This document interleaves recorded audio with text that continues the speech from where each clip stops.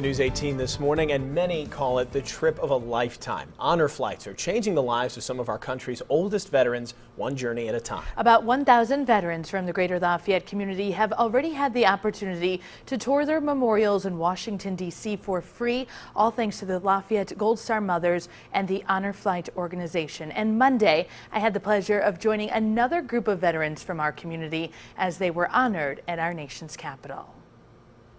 The day started early. Veterans, many in their 90s, arrived at the Purdue airport just as the sun was rising. How you doing, buddy? All right. Good. Can you make it up the steps okay by yourself? Yeah. All righty. About 90 World War II, Korean War, and Vietnam veterans boarded the plane and were off to see their memorials. They arrived at Reagan National Airport with a 1940s fanfare band playing.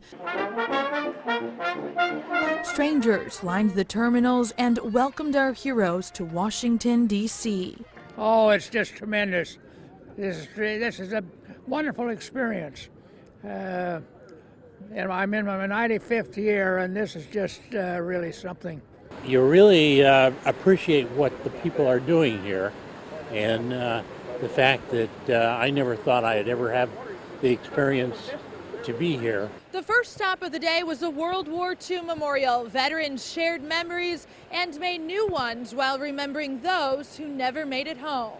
I think of the comrades, the friends that I have made in World War II, and those that didn't make it.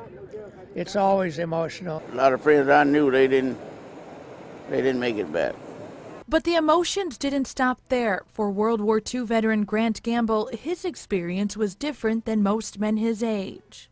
One thing, the race. See, when I was in, them blacks and whites wasn't together. We didn't train in the same place, didn't stay in the same barracks and all.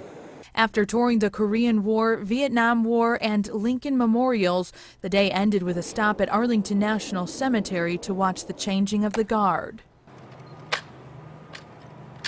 And then it was time to head home. With full hearts, this final mission for these heroes came to an end, and they were welcomed home by the greater Lafayette community.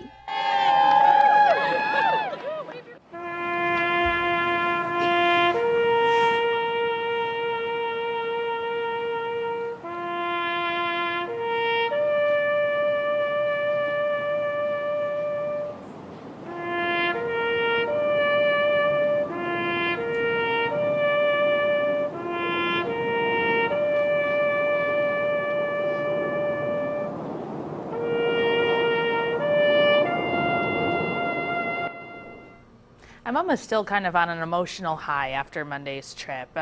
It's remarkable. I can't really say enough about it. You get a plane full of people going in one day, touring all the memorials. You were talking about it a little bit earlier. Tight schedule. Have to make sure you're going everywhere you're supposed to be going.